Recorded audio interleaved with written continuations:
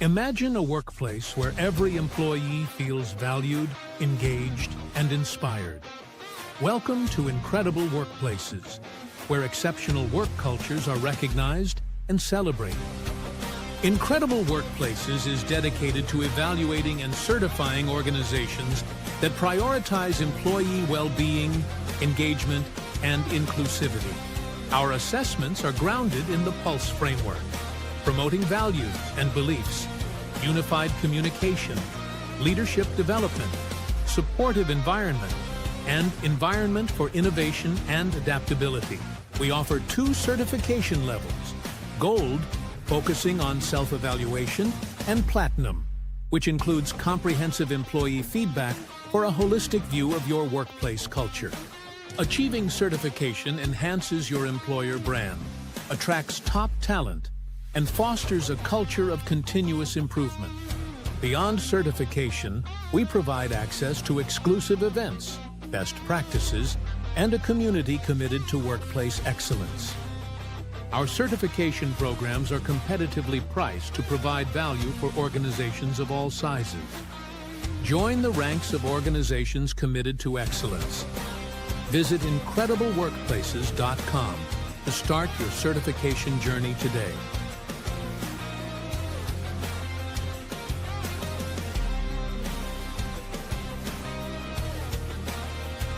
Super excited that we are Incredible Workplaces certified. We are feeling pride to be certified as Incredible Workplace Organization. We are very happy to be certified from Incredible Workplace. Feeling proud to be recognized as Incredible Workplace Certified Organization. Let's create workplaces incredible with Incredible Workplaces.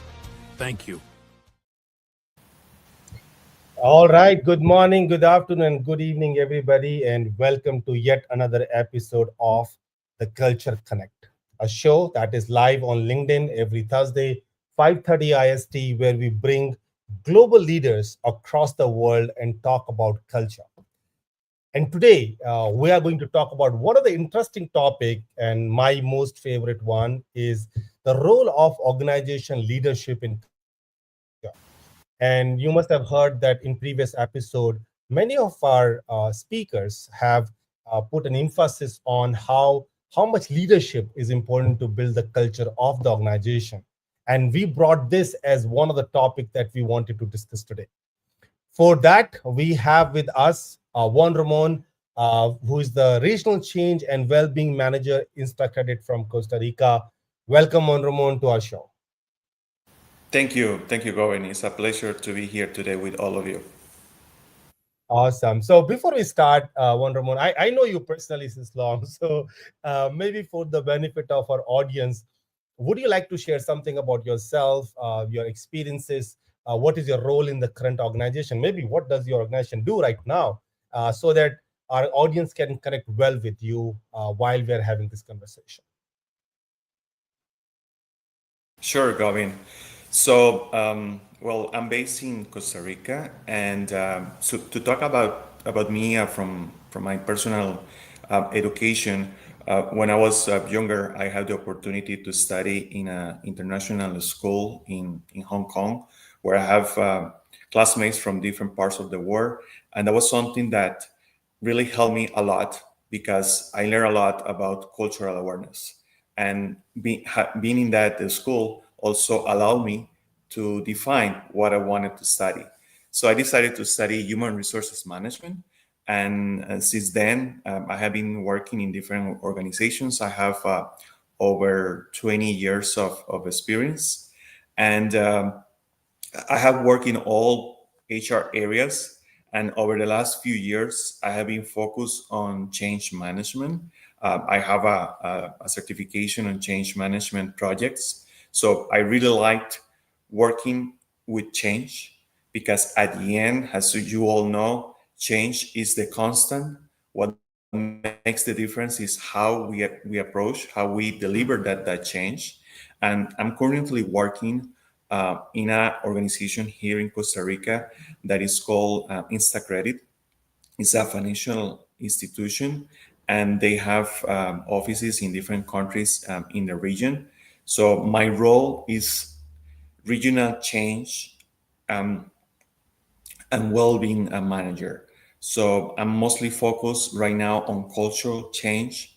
So we have been on this change journey for over the last 2 years, where the CEO came with this mindset of strengthening the culture.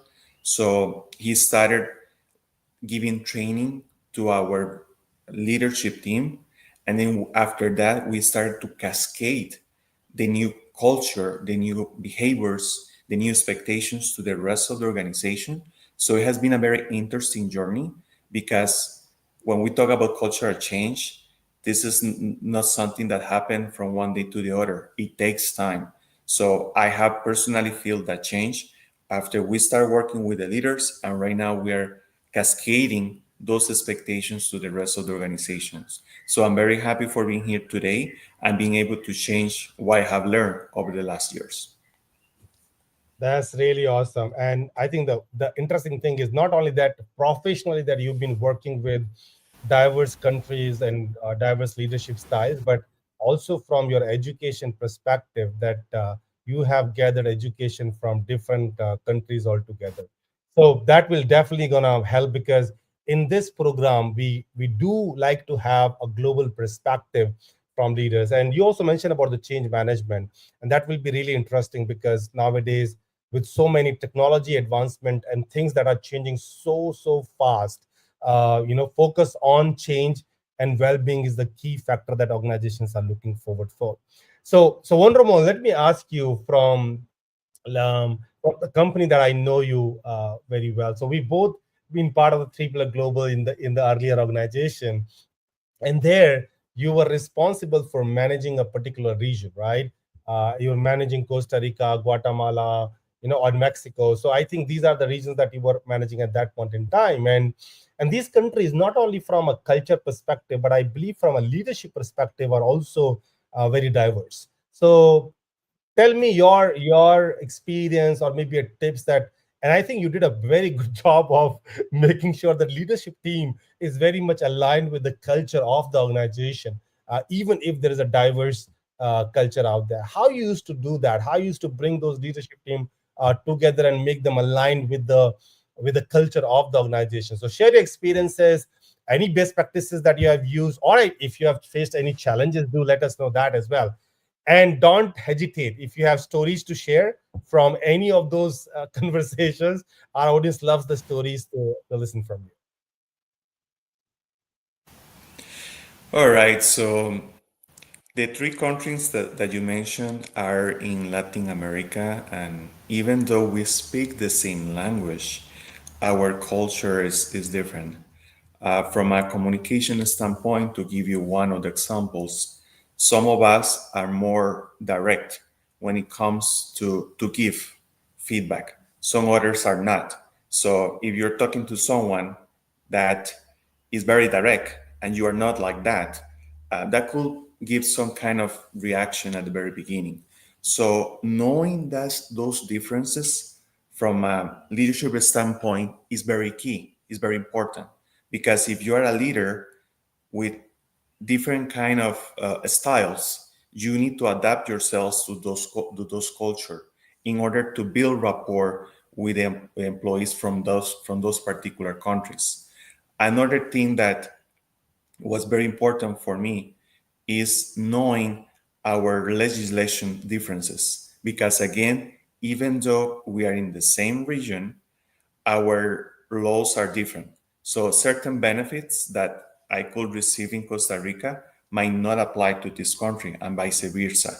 So if I have any kind of HR strategy from a benefit standpoint, from a compensation standpoint, I really need to know as a leader those differences, because when I come and I present those proposals to those local leaders, if they know that I already took in consideration their requirements, their how they receive these proposals, it's going to be even easier, and it's going to be even easier to work with them in new ideas.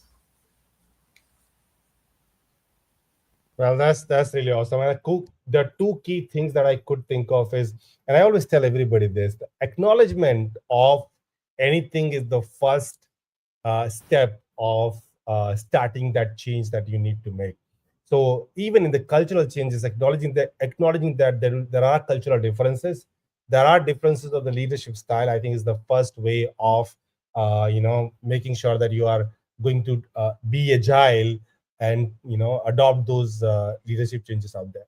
And second, I think many time people, especially in HR, when we say HR has to be more like a business partner, we kind of forget that with that, we also need to be aware about our labor laws, right?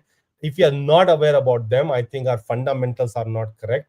And in that case, maybe the policies and strategies that we are building might not be the accurate one or might not be aligned with what the local legislative talks about. So great. Thank you for sharing this and your best practices. By the way, any story that where you kind of tried to um, convince or put your things forward with a particular leader in the organization, and because of the leadership difference it was not kind of going through, and then what did you do there? Any such story coming to your mind right now?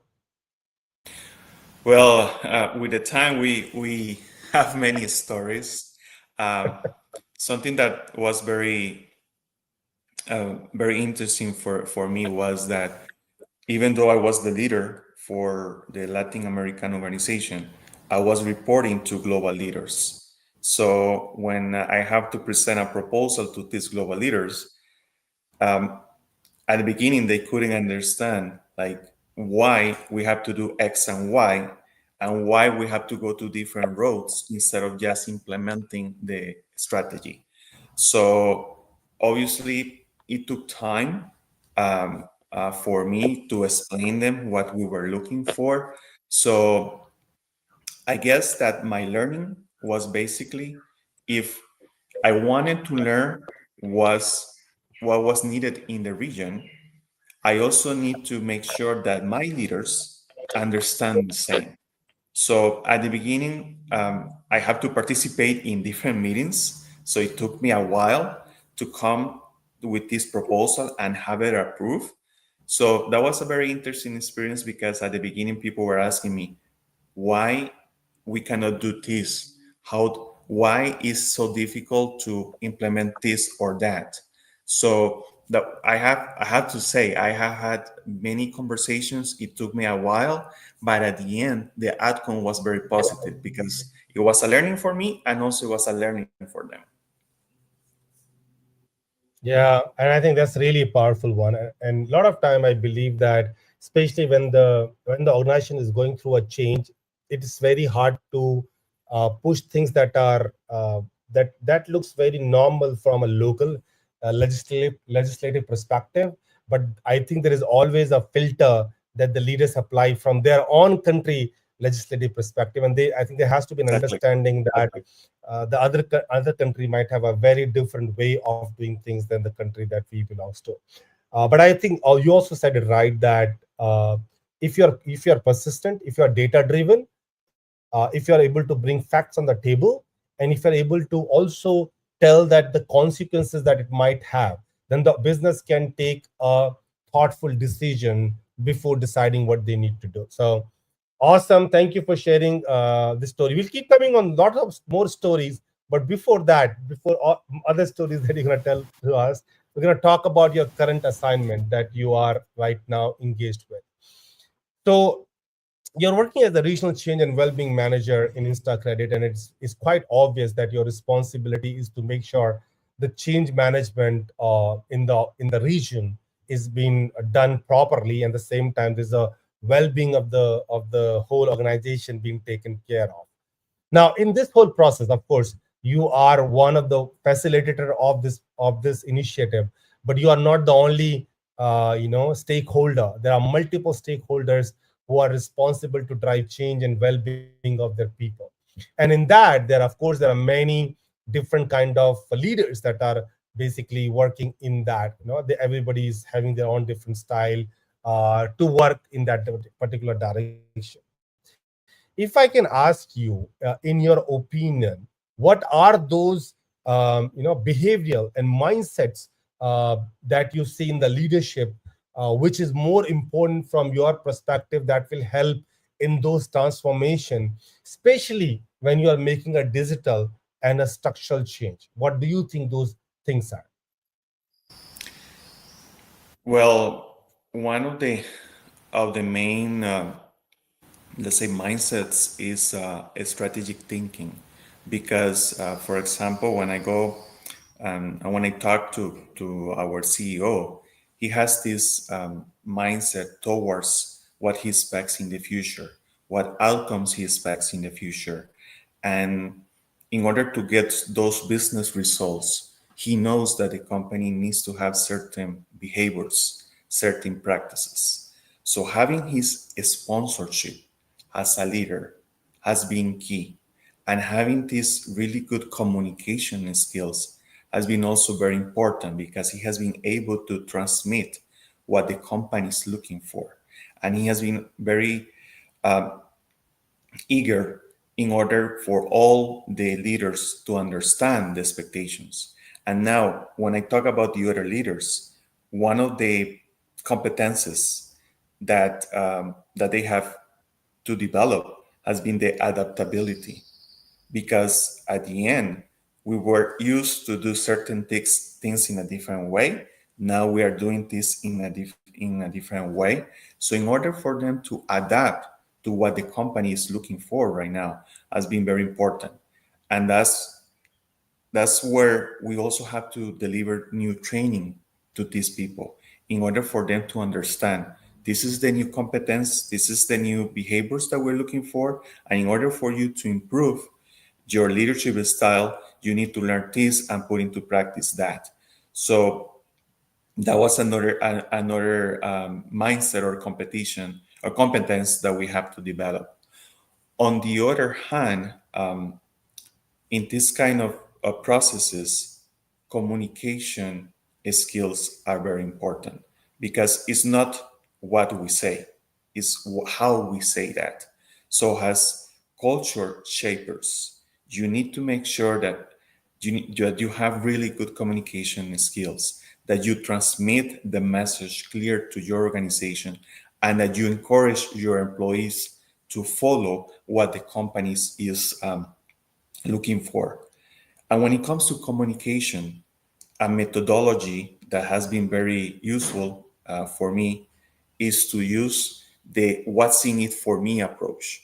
So when you have leaders talking to to their teams, rather than just saying this is the change and this is the new roadmap, when they tell their teams this is what you are going to get from the change, this is what is in it for you in this change, they get more engaged in the process. So I will say that one particular methodology has been very useful for me in order to adapt the change, and also for the leaders to learn as part of these new competences. Yeah. Sorry, it took me a while to just unmute myself. So basically, uh, I love the fact that it spoke about strategic thinking, because I believe that as a leader, we need to come out from a tactical stuff to also think about strategy, because that's what organization expect from us, especially in the time when the change managements are happening. And the last point that you made, what's in it for me, I think this is the key thing that many times when we try to drive things down the organization, people do not understand that pretty much well. And then once they understand that one pretty much well, I think they start cooperating and supporting in the way that you wanted to execute the changes. But Wonderman, what I wanted to kind of understand is that I don't know what stage you are in the changes. I don't know since long how long that you're still working on the changes happening in your current organization. But if I ask you, what are your biggest challenges that you're facing right now? Like that is becoming a roadblocker for you to kind of in your change management initiative. So what are those? I will say one of the challenge could be that sometimes when we come with this organizational change, some leaders want to see those changes implemented as soon as possible and even sooner than expected. So Mhm. when you define this roadmap, you expect to see the outcomes in the short, middle or long term. And when it comes to business results, sometimes you want to see those results very soon. And even though you have a roadmap very well structured, what happens if on the middle of the roadmap, on the middle of the time, there is a new challenge in the market because of economical situation, political situation, and then you need to readapt what you were planning. So Mhm. the challenge that sometimes we have is that depending on those barriers, the outcome might take more time to be seen. So in this particular case, people could get worried. People could start asking, oh, we don't have the result that we're looking for, or we should change what we already prepared. So, one of the main recommendations here is to be patient because when it comes to organizational changes, in order to see the outcomes, you don't see those outcomes from one day to the other. You need to be patient and wait for even sometimes even for years because when we talk about changing the culture, different methodologies have confirmed that it could take 2 to 5 years to change the culture. So Mm. one of the things that I have appreciated a lot from my current CEO is that he knows that he has to be patient. And he knows that since we are building this new culture, he knows that the results that he's looking for from a metrics standpoint, from a business standpoint, takes a while. And when we have had these challenges that sometimes are not on us is because of external factors. He has said, okay, I know that this is happening. Let's resolve this, but I know that it's going to be better in the short term.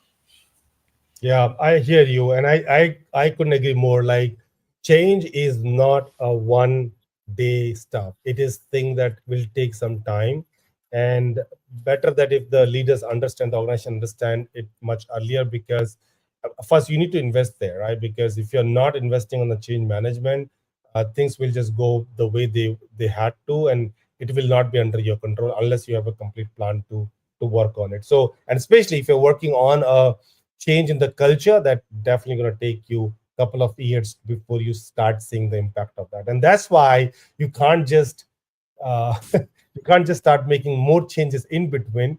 So better to think through it before you start jumping into the exercise of that change management.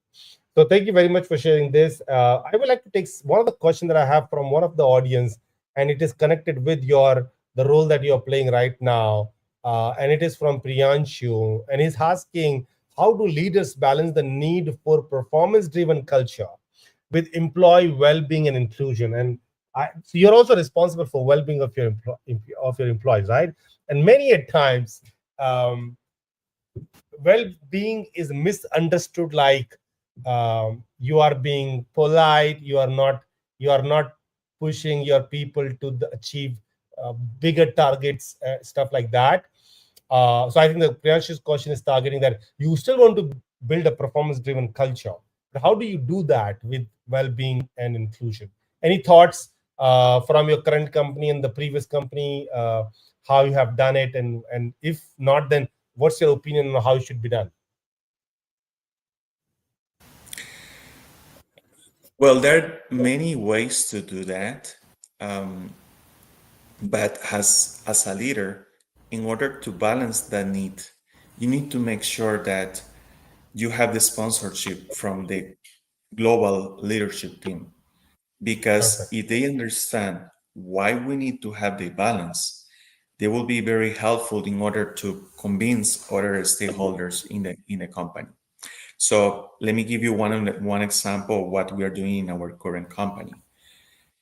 We have a wellness committee that is formed by stakeholders from different from different departments, Mm-hmm. and we meet and we analyze from a well-being standpoint what are the needs that we have in our employees, and we take in consideration factors like age, generations, work-life balance, and we also take into consideration what feedback they have given us.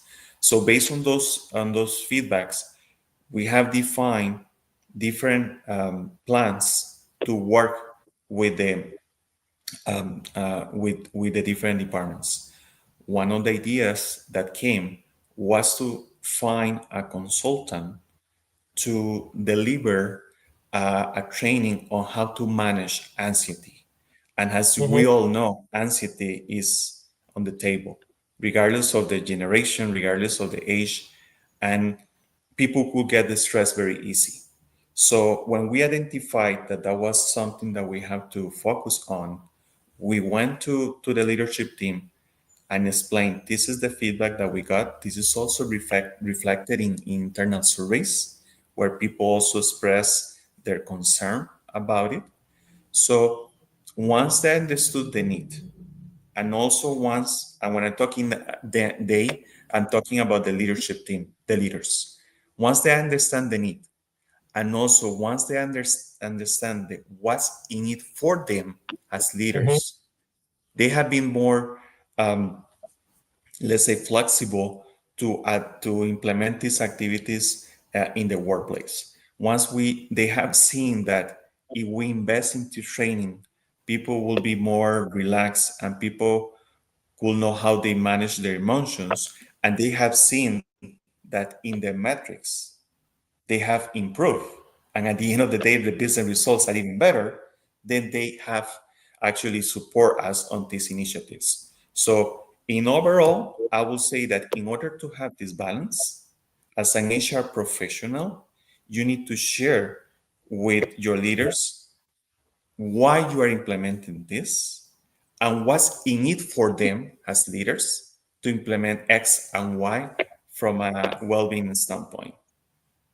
Yeah, that's great. And I hope, Priyanshu, that you got your answer.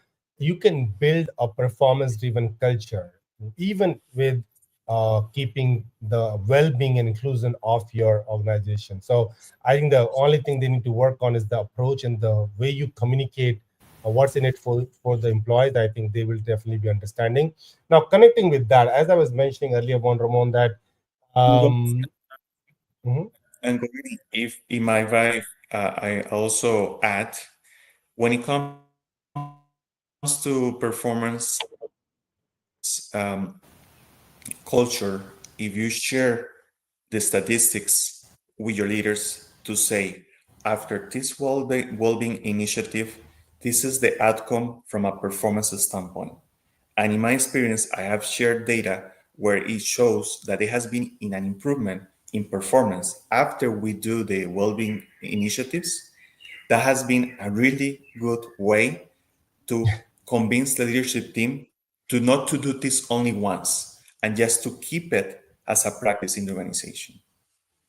yeah, and so well said, Juan Ramon. I think a couple of days I was meeting a CHR of an organization, as we were they were incredible workplace certified organization, invited me and having conversation. And one thing that came out was that many a times when most of the HR leaders propose their well-being program, they propose it like a good to have program, as opposed to a program that has data-driven approach to tell how it will help business, whether to increase productivity or performance of people and stuff like that, client retention.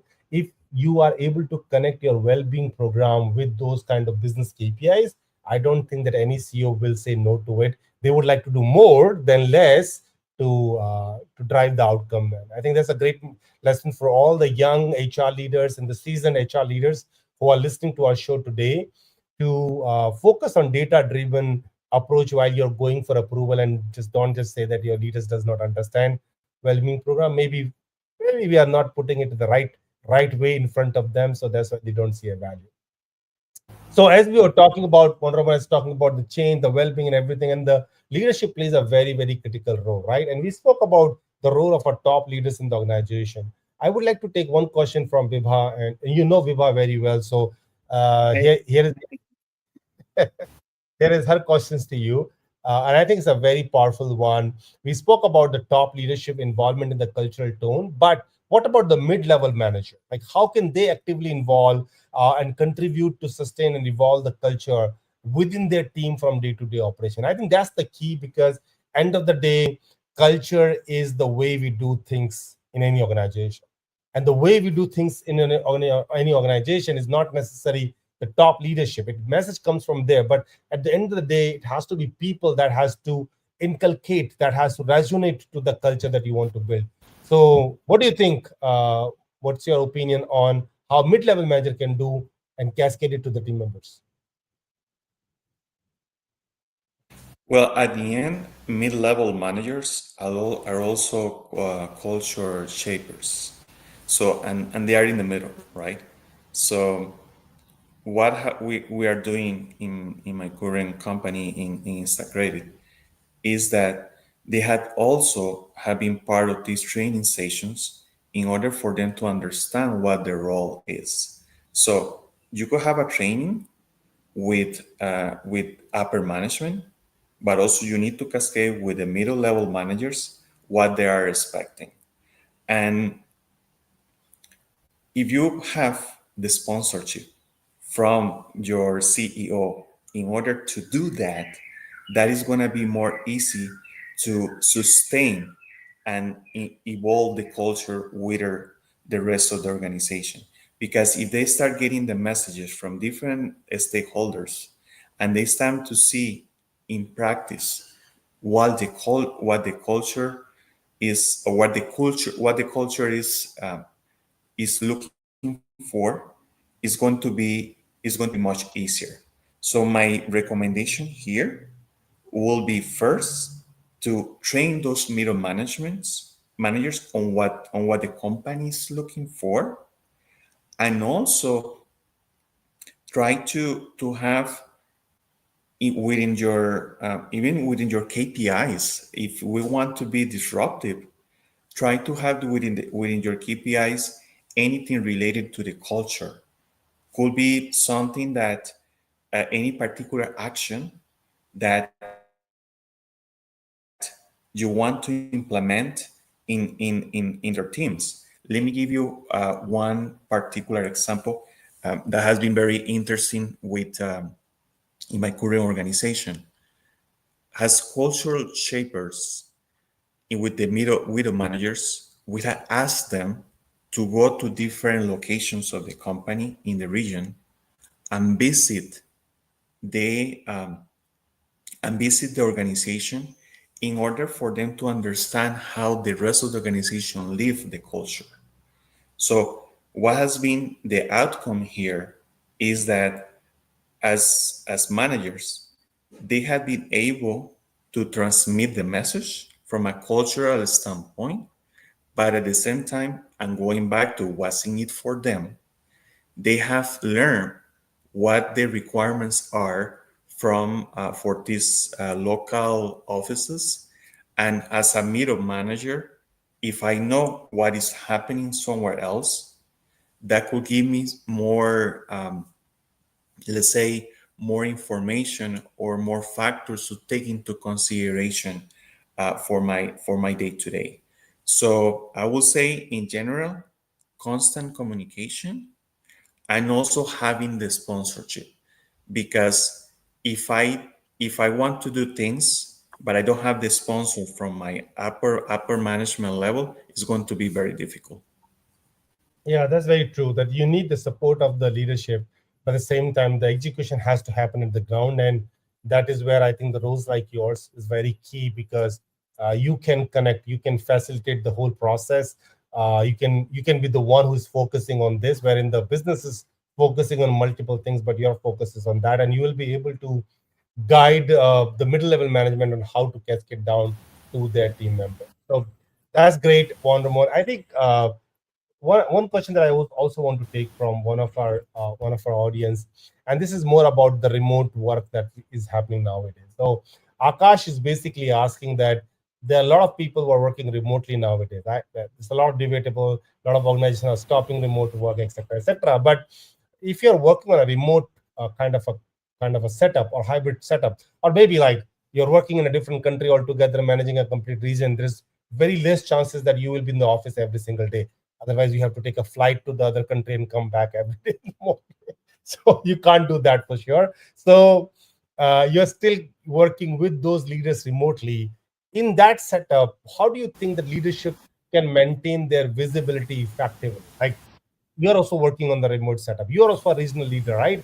And but you have to make sure that you're able to communicate, you're able to cascade the message that you want to give, and you're able to get the outcome that you want from those leaders who are sitting outside your country, but you are also in a different country and interacting with them remotely. How do you maintain your effectiveness virtually? Very interesting question. Because, for example, in my current job, we work in an hybrid methodology. So sometimes we go to the office, like I'm going to the office twice per week. But I know that in global organizations, you don't have that possibility, and you and I have that opportunity when we work in the past. For some of you who didn't know, Govin was my direct manager. So, and I could share here what we learned together. And Govin, you can even compliment, because having that visibility comes with a plan. So even though I cannot see in person, like this, our leaders, if we have a communication plan towards the year, is going to be much easier, because as a leader, if you have, let's say, a call every month with the rest of the organization, you could transmit what the company is looking for. You can transmit your goals as a leader, and you could also have the opportunity to listen to your colleagues. Is going to be um, very productive. And let me share here one particular story. When I was working actually with Govin, I was in charge of the talent organization in Latin America, and I have direct reports in different countries. So I couldn't meet them in person. So what we decided to do was to have a monthly call with all of them, regardless what the position was, regardless if they were my direct reports or not. And in that particular call, I was able to share what the company was looking for. I was also able to share what our goals in the region were. And I was also able to hear from them what questions they have, what fears they might have. And that was also something that helped me a lot, because in those meetings, apart from keeping the leadership with my team and having them sharing with me what their thoughts were, those thoughts were also very helpful for me to transmit to the rest of the organization. So, in order to keep this, you just need to have a communication plan. And if you have these kind of conversations with your team, the value is going to be incredible for both parties.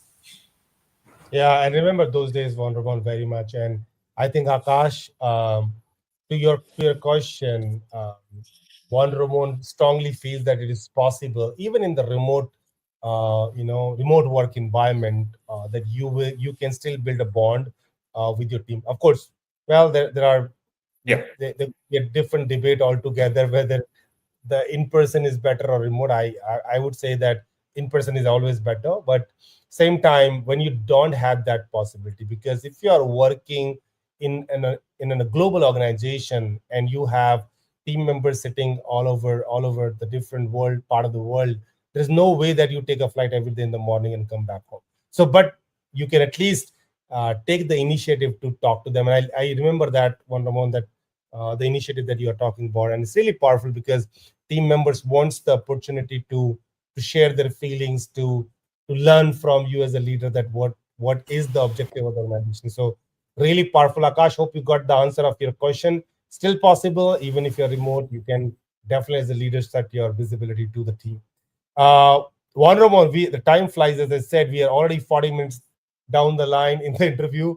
I will take a very last question. I don't know if there are more. And this question is from Vishaka. I think you kind of answered this question, but let me ask you again.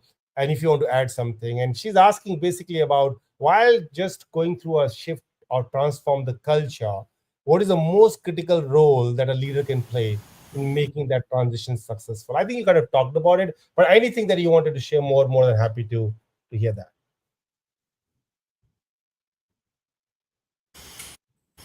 There are different critical roles that they perform, but I will say that the main one is a sponsorship.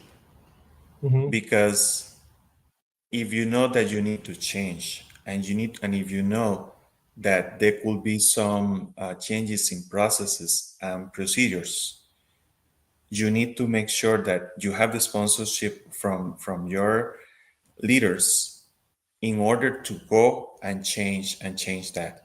What is difficult is that as a local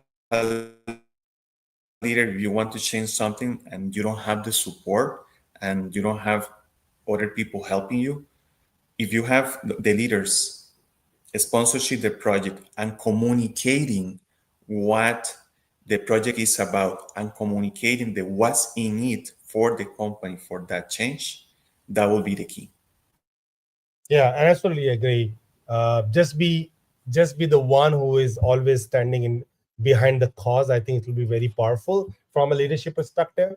Um, Really awesome. I hope Vishaka, you got the answer of your question. And I can take one more. The question is from Mank. He's a very good friend and very active listener of our LinkedIn Live. So I can't skip his question, otherwise he's gonna beat me up. So uh, Wondermo, the question from Mayank for you is, and I know that you also played a coach role in your one of the organization. So while going through your profile, I kind of find that. So main question is also connected with that. That how can any HR leader like yours or advisor, coach, coach internal leaders to reinforce culture during moments of crisis, basically, right? And today, with the changes in the economy, the way the world is changing, many organizations are going through the crisis moment. What would be the takeaways for internal leaders, mid and senior leaders? What will be your advice as a HR leader for such transformation during crisis? So during transformation, there's going to be always crisis. I think that we all know that. Mhm. So my recommendation is that be prepared for those moments. So as an HR leader, you know who your stakeholders are. You know what your clients are. So try to have to set a current meeting every 2 weeks, every week, depending on the situation, with those leaders, where you could actually talk to them, listen to them, see what questions they have. So if they are worried about something, you might know probably in advance because you have this current communication, and you could be able to help them in a faster way rather than if you just come and coach them when the crisis is in front of you. That will be my main recommendation. Awesome, awesome. Thank you very much, Juan Ramon. And I think as we are coming closer, I had some of my questions, but I think the questions from audience has kind of covered the ones that I wanted to ask. So we spoke about how the leadership in the organization can play an important role in shaping the work culture. And I think all of us believe that, all of us understands it. But Juan Ramon, you living this every single day and working with the leaders from across different part of the world, I think your insights are really powerful, and I'm glad to see that the organization focuses on change and the well-being of the organization at the same time, and created the role like yours, because many times as organization we are in so fast moving world that we forget that we need to have a plan to digest the change that we are making in the organization. Any last word that you have for our audience, Juan Ramon, before we close this conversation that you wanted to say? So, change is a constant. At the end of the day, we all have faced changes in our organizations. Could be a change in the structure, a change in the process, or in our systems. So what makes the difference is how we manage that change. So my main recommendation is that whenever you have a change, define a change plan, and it has to be complemented with a communication plan. So having those plans together is going to help you to have a really good result of the change that you're looking for. Awesome. Change is the only constant, and you should plan and communicate it well. Is the last message of from this show from Juan-Ramon to all of you. Thank you very much, Juan-Ramon, on behalf of Incredible Workplaces and on the behalf of all the audience that has come today to watch it. And I'm sure many are going to watch the recorded version. I have requested Juan-Ramon to answer the questions that I could not take on the live show. He's going for a 2 weeks vacation, which is great. So he said that he gonna answer all of them once he's back. So you might have a 2 weeks delay in seeing the answers of those questions, but he will definitely answer. With that said, Juan-Ramon, thank you very much and appreciate that you being on the show. Thank you very much. It was a pleasure for me. Awesome, ladies and gentlemen. This was Juan-Ramon with us, who is a regional change and well-being manager in InstaCredit, sharing with us his experience, the challenges that he faced, and the best practices that he's using while implementing change and taking care of the well-being of the organization. I'm sure all of you coming on the show must have learned something from this conversation, and we're gonna see you in the next episode. Today was the episode 9, and we're gonna see you in the episode 10 next Thursday with one another leader. Till then, goodbye and have a nice day. And thank you very much, Juan-Ramon, once again for being on the show. Thank you. All right. Take care, everyone, and have a nice day.